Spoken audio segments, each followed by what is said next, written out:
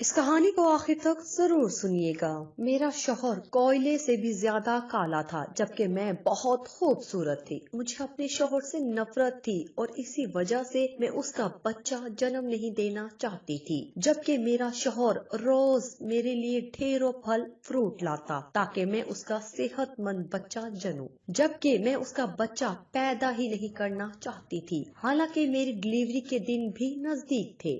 یوں ایک دن میں جان بوجھ کر پھسلی تاکہ بچہ ضائع ہو جائے۔ جو ہی مجھے تیز درد شروع ہوا تو شوہر فوراً مجھے ڈاکٹر کے پاس لے گیا۔ کچھ دیر بعد مجھے ہوش آیا تو یہ دیکھ کر روح لرز گئی کہ میرا شوہر گود میں مردہ بچہ اٹھائے پورے ہسپتال میں مٹھائی بانٹ رہا ہے، اور جب وہ میرے پاس آیا تو اس نے مجھے ایسی چیز دکھائی کہ میرے پیروں تلے سے زمین نکل گئی، کیونکہ میں جب ہوش میں آئی تو میں ہسپتال کے بیڈ پر بے سدھ لیٹی ہوئی تھی۔ مجھے نرس نے افسردگی سے بتایا کہ ہم آپ کا بچہ نہیں بچا پائے۔ یہ خبر سن کر ایک لمحے کے لیے میرے دل کو کچھ ہوا تھا، جیسے میرے جسم سے کسی نے میری روح جدا کر دی ہو۔ میں نے خالی نظریں ارد گرد دوڑائیں تو مجھے تیمور نظر آیا۔ اس نے گود میں مردہ بچے کو پکڑا ہوا تھا اور وہ پورے ہسپتال میں مٹھائی بانٹ رہا تھا۔ مجھے ہوش میں دیکھ کر وہ بھاگ کر میری جانب آیا اور بولا، مبارک ہو روشنا، تم نے بیٹے کو جنم دیا ہے مگر یہ مر گیا ہے، لیکن کوئی بات نہیں، میں اس کو اپنے پاس رکھوں گا،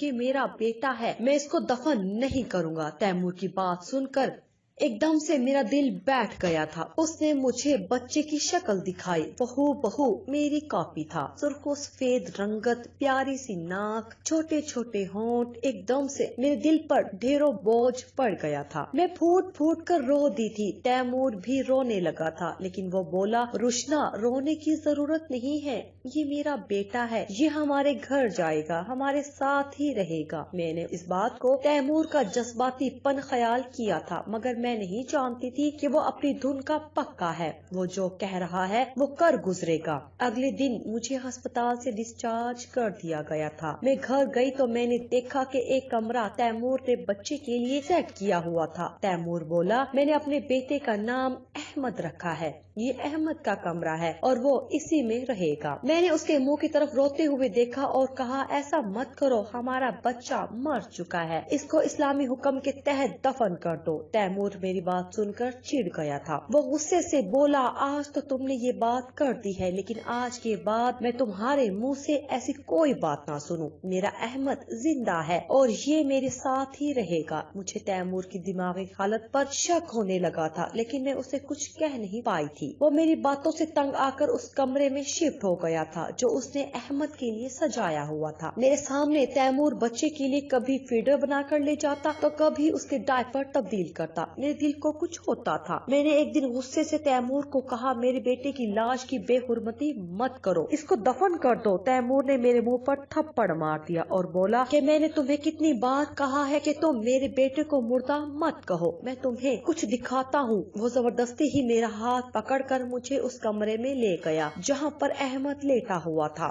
اس نے ایک دم سے احمد کے منہ سے کپڑا ہٹا دیا۔ میری نظر جیسے ہی بچے کے منہ پر پڑی، میرے منہ سے دلدوز چیخ برآمد ہوئی تھی، کیونکہ وہاں تو مجھے وہ وقت یاد آنے لگا تھا جب میں اپنی ہی دھن میں کھڑی آئینے میں اپنا عکس دیکھ کر ناچنے کی کوشش کر رہی تھی اور ساتھ ساتھ وہ گانا بھی گنگنا رہی تھی جو میں آج ساتھ والے گھر سے سن کر آئی تھی۔ مجھے خبر ہی نہ ہوئی اماں کب آئی اور کب مجھ پر اپنے جوتے کی ہوائی فائرنگ کر ڈالی۔ اماں کا نشانہ بڑا پکا تھا، میری کمر پر دھپ کر کے جوتا لگا تھا۔ میں درد سے بلبلا اٹھی۔ اماں مجھے بڑے کڑے تیوروں سے گھور رہی تھی۔ وہ بولی، آج آ لینے دو مولوی صاحب کو، تمہارے نٹ پھر سے ڈھیلے پڑ گئے ہیں، کسنے پڑیں گے۔ اماں مجھے ہمیشہ ہی ابا کی دھمکی دیا کرتی تھی، کیونکہ ابا سے مجھے بڑا ڈر لگتا تھا۔ وہ ایک شریف و نفس وفادار آدمی تھے، وہ اپنے محلے کی مسجد کے امام تھے۔ انہوں نے دین کے ہر پہلو کو اپنی زندگی پر لاگو کیا ہوا تھا، جبکہ میں اس قدر پابندیوں سے چڑتی تھی۔ میں ایک آزاد خیال سے انسان تھی۔ میرا ماننا تھا کہ میں نے اپنے اعمال کا حساب خود دینا ہے، اس इसलिए मुझे मेरी मन पसंद की जिंदगी गुजारने दी जाए।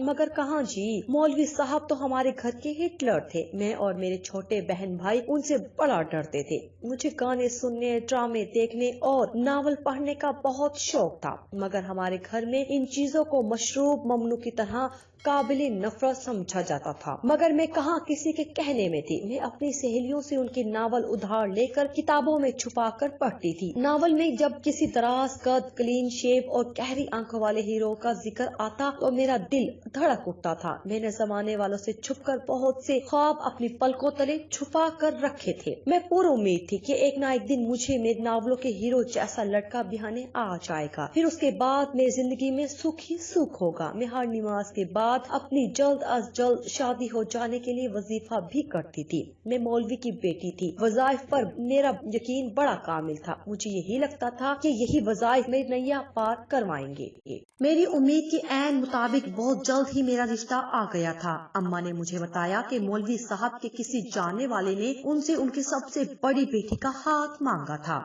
मौलवी साहब ने हाँ कह डाली थी। अब 1-2 हफ्तों तक तुम्हारा निकाह करके हम तुम्हारे फर्ज से सबको दोष होना चाहते हैं। मेरे असबात ने सर हिला दिया था। अब तो मेरी खुशी की कोई इंतहा ही ना रही थी। मैंने जो चाहा था मुझे अब वो मिल रहा था। मैं उस जेल खाने से रुखसत होकर अपने शौहर के घर जाने वाली थी। यही सोच सोच कर मैं खुश होती रहती थी। मैंने ये 2 हफ्ते गिन गिन कर गुजारे थे। अब अम्मा मुझे हर लम्हा घर बसाने के गुर सिखाती रहती थी। एक बार तो अम्मा ने मेरे सामने हाथ जोड़ कर कहा, ये मेरे बंदे हाथ देख रुशना, अपने ससुराल में अच्छा अच्छा वक्त गुजारना। कहीं ऐसा ना हो कि तुम्हारी वजह से मेरी तरबियत पर सवाल उठे और मैं मौलवी साहब से आंख मिलाने के काबिल भी ना रहूं। मैं अम्मा को बड़ी तसल्लियां देती थी। आखिरकार मेरे निकाह का भी दिन आ ही गया था। मेरे अब्बा के वसाइल बहुत महदूद थे, इसलिए उन्होंने ज्यादा बाराती मदऊ नहीं किए थे। यूं बड़ी सादगी से मैं रुखसत होकर अपने शौहर के घर आ गई थी। ये घर बहुत आलीशान था। इस घर से मेरे अब्बा के घर जितने 10 मकान निकल सकते थे। फिर मुझे कमरे में ले जाकर बिठा दिया गया था। कुछ लम्हे तो मैं सर झुकाकर बैठी रही, फिर कमरा देखने की ख्वाहिश सर उठाने लगी थी। मैंने जल्दी से घूंघट अपने चेहरे से उठाकर अपना कमरा देखा तो मेरी आंखें फटी की फटी रह गई थी। इस कदर खूबसूरत कमरे की मुझे उम्मीद नहीं थी। फिर मुझे कमरे के बाहर से खटपट की आवाज आने लगी तो मैंने एक दफा फिर से घूंघट चेहरे पर गिरा लिया था। चंद मिनट बाद ही मेरा दुल्हा कमरे में दाखिल हुआ। वो कदम कदम चलता हुआ मेरे पास आकर बैठ गया था। मैं मुस्कुराने लगी थी। मेरे शौहर ने मेरा घूंघट उठाया तो मैं नजरें नीची किए बैठी रही थी। फिर उसने हीरे की अंगूठी मेरे सामने कर दी तो मैं ठटक गई थी। नहीं, हीरे की अंगूठी देखकर नहीं, स्याह हाथ देखकर। मैंने जल्दी से अपनी नजरें अपने सामने बैठे शख्स के चेहरे पर डाली तो मैं दंग ही रह गई थी। एक बड़ी उम्र का फरबीसा स्याह मर्द मेरे सामने बैठा मुस्कुरा रहा था। मैं एकदम से सिमट गई और बोली, ओह सॉरी अंकल, मुझे नहीं मालूम था कि आप आए हैं। मैं समझी तैमूर है, वो किधर रह गए। वो शख्स एकदम से परेशान हो गया था। एकदम से मेरे दिल को कुछ हुआ था। मेरी सोचों के घोड़े दौड़ने लगे थे। हाय, कहीं मेरा शौहर भाग तो नहीं गया। वो शख्स खंखार कर बोला, रुशना, मैं ही तैमूर हूँ। क्या? मैं कुछ समझी नहीं। मुझे अपने कानों पर यकीन नहीं आ रहा था। वो बोला, रुशना, तुम्हारी शादी मुझसे हुई है, मैं ही तुम्हारा शौहर हूँ। उस मर्द की बात सुनकर मैं बेहोश होते होते बची थी। मेरे अंदर कुछ टूट सा गया था। मैंने एकदम से धाड़े मार मार कर रोना शुरू कर दिया था।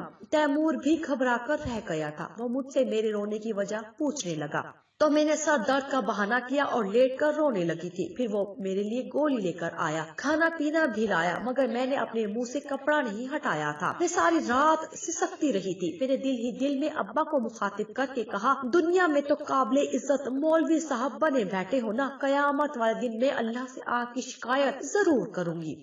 सुबह हुई तो तैमूर मेरे पास आकर बैठ गया। वो बोला, रुशना, मैं जानता हूँ कल रात तुम्हारे सर में दर्द नहीं था। तुम शायद खुद से दुगनी उम्र के मर्द को अपना शौहर तस्लीम नहीं कर पा रही। मैं जानता हूँ कि मैं उम्र में तुमसे बड़ा हूँ, तुमसे कम सूरत भी हूँ, मगर मैं कम सीरत हरगिज नहीं हूँ। मैं तुम्हें अपने घर की महारानी बनाकर रखूंगा। तुम्हारे कदमों में दुनिया की हर नेमत लाकर ढेर कर दूंगा। मैं तुम्हें इतना सुख दूंगा कि तुम अपनी किस्मत पर रश्क करोगी। तैमूर ने जो कहा था वो सच करके दिखा दिया था। वो सच में मेरी बहुत इज्जत कदर करता था।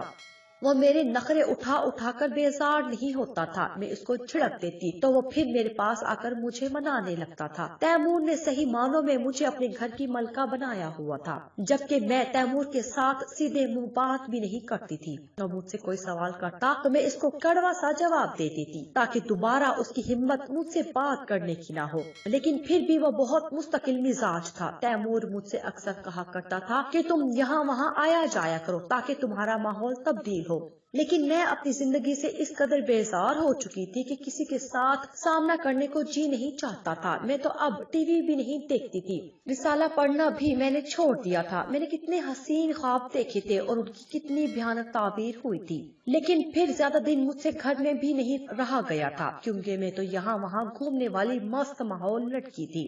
گھر کی تنہائی سے میں اکتا کر اپنی پڑوسن کے گھر چلی گئی تھی۔ ان کا گھر تو ہمارے گھر جیسا خوبصورت نہیں تھا اور وہ حیثیت میں بھی مجھ سے کم ہی تھے، لیکن ہماری پڑوسن کی بیٹی میری ہم عمر نکلی تھی، اس لیے میں اس کے ساتھ بیٹھ کر بات چیت کرنے لگی تھی۔ وہ خاصی خوش گفتار لڑکی تھی، اس سے بات کر کے میں ایک دم سے ہلکی پھلکی ہو گئی تھی۔ میں اس لڑکی کی کمپنی سے کافی محفوظ ہوئی تھی، اس لیے میں نے آمنہ کے ساتھ دوستی کر لی تھی۔ میں نے اسے اپنے گھر آنے کی دعوت دی تھی، وہ ایک دو بار میرے گھر آئی بھی تھی، لیکن زیادہ تر میں ہی آمنہ کے گھر جاتی تھی۔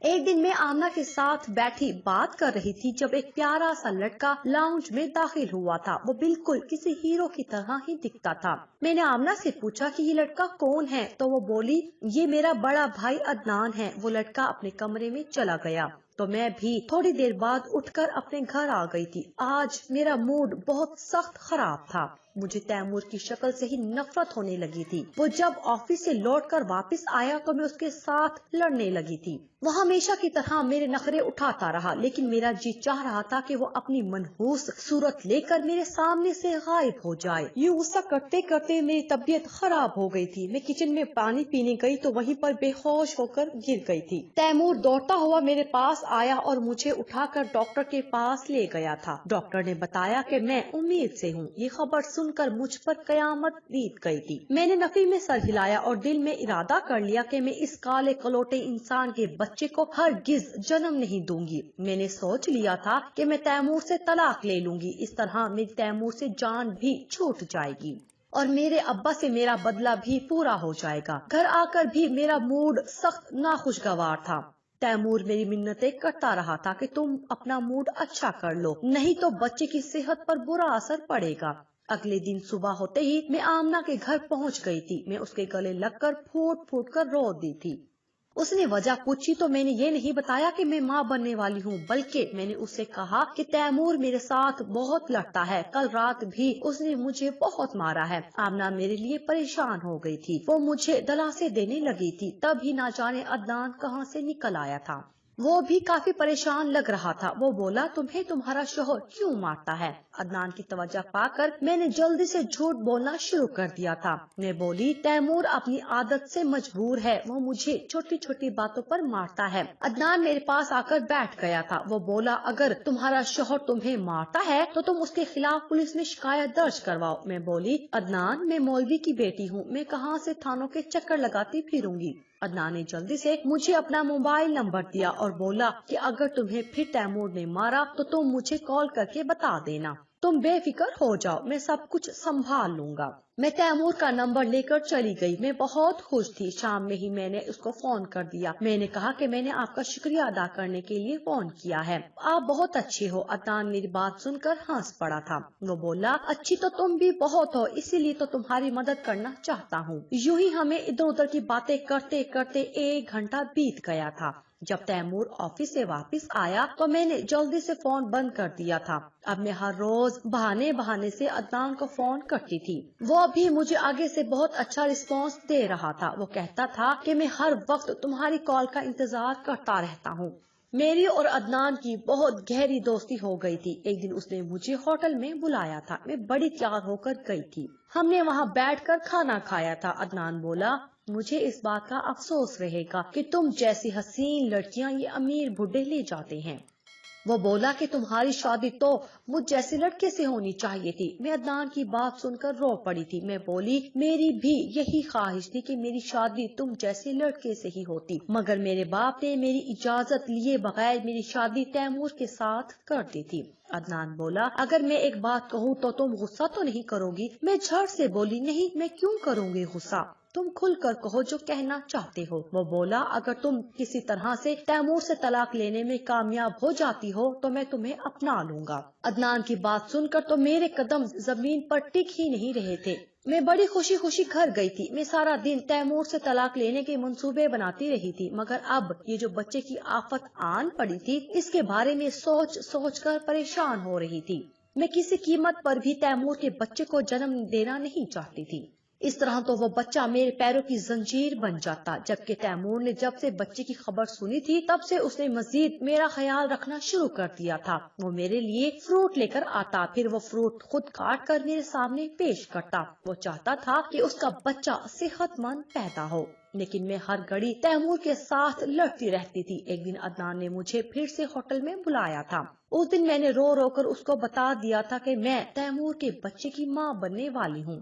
عدنان میری بات سن کر کھانا بیچ میں ہی چھوڑ کر چلا گیا تھا۔ میں اس کو فون پر فون کر رہی تھی لیکن وہ میری کال ہی نہیں اٹھا رہا تھا۔ پھر اس نے بڑی مشکل سے میرا فون اٹھایا تھا۔ وہ بولا اب تم مجھے فون کیوں کر رہی ہو، تم تو میرے ساتھ کھیل رہی ہو۔ میں بولی کہ میں تیمور کے بچے کو جنم نہیں دینا چاہتی ہوں، تمہارے ساتھ گھر بسانا چاہتی ہوں۔ عدنان میری بات سمجھ چکا تھا۔ وہ بولا ٹھیک ہے، تم تیمور سے اپنا راستہ الگ کرنا چاہتی ہو لیکن خالی ہاتھ طلاق کیوں لو؟ وہ بولا کہ تم تیمور کے ساتھ اپنا رشتہ ٹھیک کرو اور بہانے بہانے سے اس کی ساری جائیداد کو اپنے نام پر لگوا لو، پھر تمہارے پاس تو نہ پیسے کی کمی ہوگی اور نہ ہی پیار کی۔ میں خوش ہو گئی تھی، مجھے عدنان کا پلان اچھا لگا تھا۔ اب میں نے عدنان کی ہدایات پر عمل کرتے ہوئے تیمور کے ساتھ اپنے رشتے کو بہتر کر لیا تھا۔ اب میں نے اس کے ساتھ لڑنا جھگڑنا چھوڑ دیا تھا۔ وہ جیسے کہتا میں ویسے ہی کرتی تھی۔ تیمور بھی بہت خوش تھا۔ وہ سوچ رہا تھا کہ شاید میں بچے کی وجہ سے بدل گئی ہوں۔ اب میں تیمور سے کہتی کہ تم مجھ سے کتنی محبت کرتے ہو تو وہ مسکرا کے کہتا کہ بہت زیادہ۔ تو میں کہتی تھی مجھے اس محبت کا ثبوت چاہیے۔ وہ بولتا کیسا ثبوت؟ میں کہتی کہ تم اپنی ساری جائیداد میرے نام پر لگا دو، یہی تمہاری محبت کا ثبوت ہوگا۔ تیمور نے میری بات مان لی اور اپنی ساری جائیداد میرے نام کر دی۔ اب میں بہت خوش رہنے لگی تھی، لیکن بچے کی ٹینشن مجھے ابھی بھی ستائے جا رہی تھی۔ میری ڈلیوری میں بھی بہت کم دن رہ گئے تھے۔ پھر میں نے ایک ناٹک کیا، میں نے خود کو جان بوجھ کر سیڑھیوں سے گرا لیا تھا۔ میری حالت بہت بگڑ گئی تھی، مجھے جگہ جگہ پر چوٹیں آئی تھی۔ پھر میں بے ہوش ہو گئی۔ میں جب ہوش میں آئی تو میں ہسپتال کے بیڈ پر بے سدھ لیٹی ہوئی تھی۔ مجھے نرس نے افسردگی سے بتایا کہ ہم آپ کا بچہ بچا نہیں پائے۔